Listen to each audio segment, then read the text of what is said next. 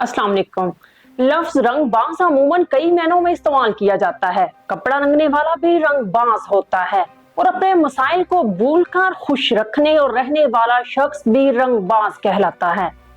झूठी बातें करने वालों को भी रंगबाज कहा जाता है और झूठे बदमाशों को भी रंगबाज कहते हैं, जो असल में तो बुजदिल होते हैं लेकिन गुंडागर्दी की एक्टिंग करते हैं। यानी रंगबाज ऐसा आदमी जो असल पर कोई नया रंग चढ़ाए। ये तो आप जानते हैं कि लाहौरियों को भी अक्सर रंगबाज कहा जाता है, लेकिन सवाल ये है कि लाहौर के जद्दी पुश्ती रहायशियों को रंगबाज क्यों कहा जाता है। आज की वीडियो में हम इस पर बात करेंगे। मैं हूं नूरुल ऐन और आप देख रहे हैं सुनो और जानो। आगे बढ़ने से पहले वही दरखास्त के चैनल को लाइक और सब्सक्राइब कीजिए ताकि ऐसी मालूमाती वीडियोस आप तक पहुंचती रहें।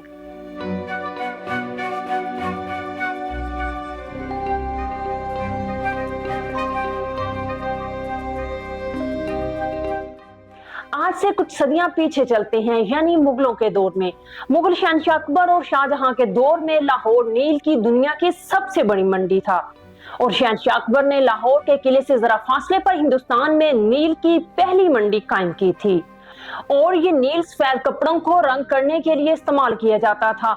ये मंडी अकबर के नाम पर अकबरी मंडी और उससे मुल्हिक इलाका रंग महल कहलाया। लाहौर के मज़ाफ़ाती इलाके मौजूदा साहिवाल में मीलों दूर तक नील के पौधे थे। इसी निस्बत से इस इलाके को आज भी नीली बाग का इलाका कहा जाता है। उस जमाने में लोग नील के पौधों का रख निकालते, बड़ी बड़ी कढ़ाइयों में डालकर पकाते और उसका पाउडर और डलियां बनाई जाती थीं, जो फिर टोकरियों और बोरियों में भरकर अकबरी मंडी पहुंचकर बिकती।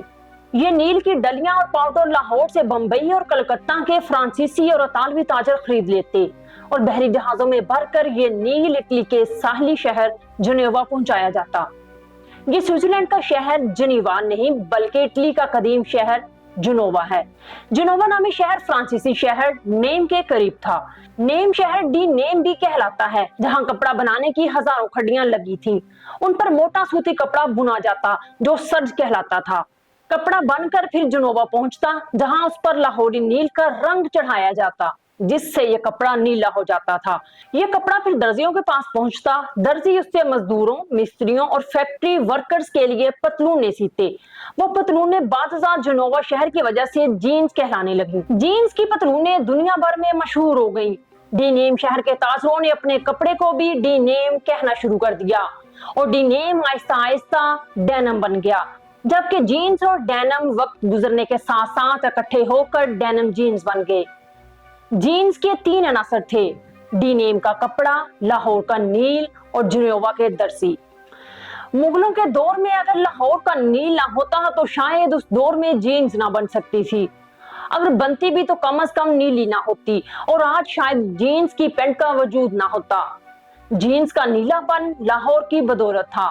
आज भी अंग्रेजी की पुरानी डिक्शनरियों में नील का नाम लाहौरी मिलेगा। गोरे उस जमाने में नील को लाहौरी कहते थे। ये रंग बादशाह इंडिया की मुनासबत से इंडिगो बन गया। फ्रांसीसी, अतालवी, पुर्तगाली और डच नील खरीदने के लिए हिंदुस्तान आते थे।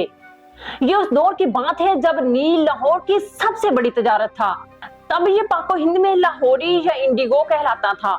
हजारों मील का जमीनी और समुद्री फासला तय करके लाहौरी नील जनेवा पहुंचता और जीन्स के कपड़े पर चढ़ के सारी दुनिया में फैल जाता था। लेकिन फिर लाहौर के नील को नजर लग गई। मुगलों ने नील पर टैक्स लगा दिया था, जिससे नील महंगा हुआ तो यूरोप ने मसनूई रंग ईजाद कर लिए। दूसरी तरफ ईस्ट इंडिया कंपनी ने फ्रांसीसियों, अतालवियों और पुर्तगालियों को मार भगाया, जो नील के बड़े खरीदार थे। यूं नील की सनत ज़वाल पजीर हो गई। नील लाहौरी ना रहा, मगर लाहौर के शहरी आज भी रंगबाज हैं और लाहौरियों को ये खिताब मुंबई और कलकत्ता के ताजरों ने दिया था। हिंदुस्तान में उस वक्त फारसी ज़बान राइज थी। फारसी में किसी भी पेशे से वाबस्ता लोगों को बाज कहा जाता था, जैसे पतंग बनाने वाले पतंगबाज, कबूतर पालने वालों को कबूतरबाज और उस मुनासबत से रंग बेचने वाले रंगबाज हो गए। चुनाचे कलकत्ता और मुंबई के ताजर नील की सनत से वाबस्ता लाहौरियों को रंगबाज कहने लगे, चूंकि उस जमाने में लाहौर की ज्यादातर आबादी नील की सनत से वाबस्ता थी। इस तरह पूरा लाहौर रंगबाज हो गया और ये रंगबाजी आज भी लाहौरी मिजाज में जिंदा है। मजीद मालूमाती वीडियोस के लिए चैनल को सब्सक्राइब कीजिए। इजाजत दीजिए, अल्लाह हाफिज।